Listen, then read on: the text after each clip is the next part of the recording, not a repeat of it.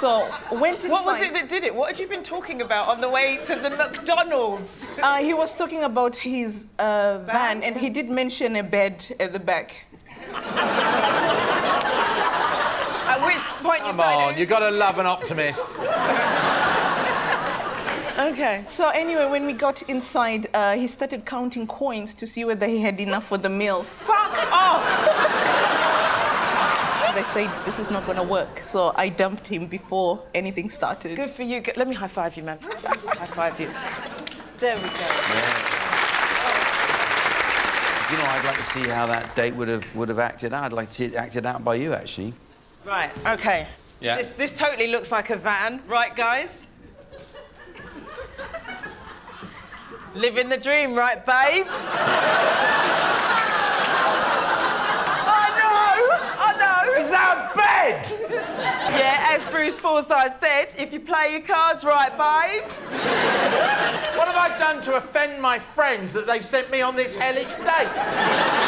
I know, it's amazing, isn't it, babe? Maybe I should stop talking to their pets. Are you going to order, or are you going to keep pretending you're driving?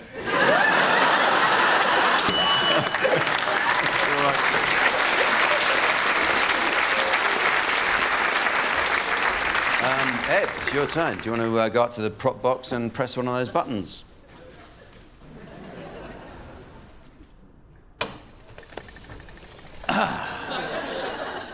Paul T, is this anything? No? No, not me. Well, that just leaves you, Paul B, who I tried to vote off at in the last round, so this is going to be awkward, isn't it? Not for me, not for me. I got a memory of a goldfish, and, you know, we're OK. Oh, excellent. Sweet. Well, it does mean you might have difficulty recalling why this is...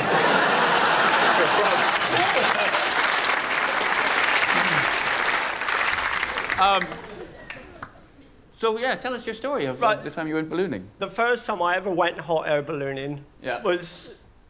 may have been my last. The balloonist said, right, everybody get in the basket. So we all got in the back, you know, there's only... Well, that sounds like a man who at least knew what he was doing, then. And just as he shot the last bit of hot air in the balloon, it was going up, all right, and it caught the edge of the balloon, all right? And singed it? Majorly singed it. It caught Set it on fire. What? But anyway, we were very lucky because we were in a field full of balloonists, so they all had their fire extinguishers. And they all, as expert balloonists, spotted that wasn't supposed to happen.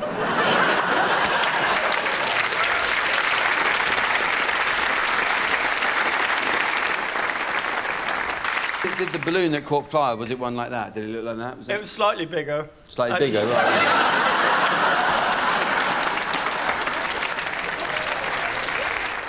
So, Phil, you have a tough decision now. There's one final button to press. Got me a bucket of horse shit. Tell us about it. A number of years ago, I used to be a village policeman. Keeping law and order in the wild streets of... Where I used to live. Which...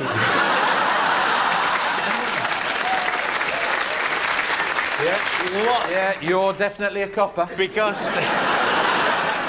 it was a rural area, we had one or two little country lanes that really didn't go anywhere. Yeah, which are now called dogging areas. Absolutely, yeah.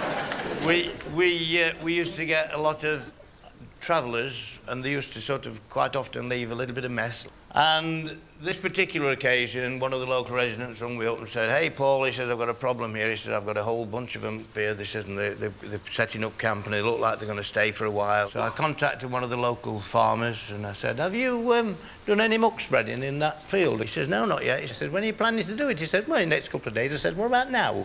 So he did. He actually run up... He ran up the side of the hedge with the muck spreader and... No, really. Less is more. Thank you very much. Here we are. Phil, you look upset. No. You're just a bit dismayed by that. So basically, yes, Paul arranged for these travellers to have shit sprayed over them. Yeah. So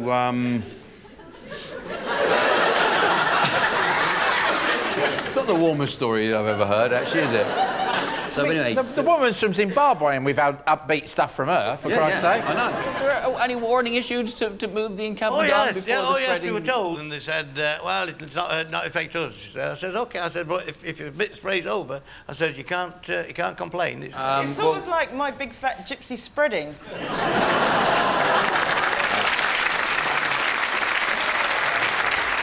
Right, well, one of the front row has to go, so who's it going to be? Who do you think we should let go at this Before point? he tells us a funny story about the time he burnt out some squatters... No.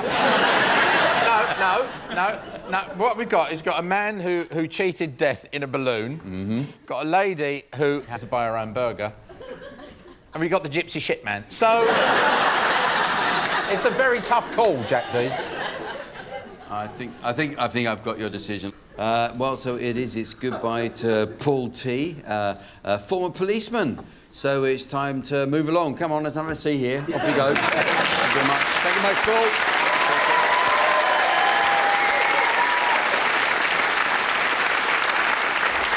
So, we're down to our final two. We've got Paul B and Caroline. Only one of them will be taking home the Don't Sit in the Front Row trophy tonight. Final decision on who's provided the best raw material will be down to our audience. But before the audience votes, Paul B and Caroline get to choose one of our panel to stand up for them. So, Paul, who are you going to pick? I think I'll have Phil, please.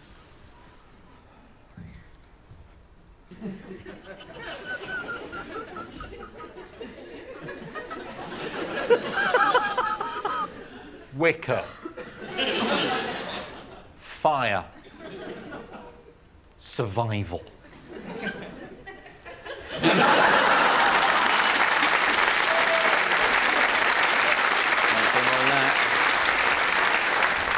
So, Caroline, who are you going to pick to say some words on your behalf? I'll choose Ed, please. OK. If I could talk to the animals. And walk with the animals. I wish I knew more of the words of that song. What can we say about our Caroline? She can talk to all kinds of animals and still doesn't seem to think it's distasteful to decorate her house with them. But if you're going to eat an animal, it better be cooked in a better form than a Big Mac. She's a fine lady, and in fairness, she'll remember her time here, whereas Paul B has the memory of a goldfish and will not care if he doesn't win or not.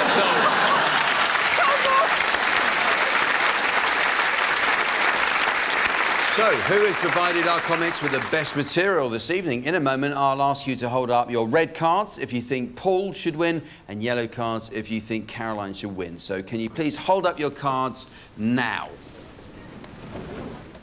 And it's clearly yellows, which means that Caroline is our winner. So, it's bad luck to Paul, and congratulations to Caroline. Come on up and get your award.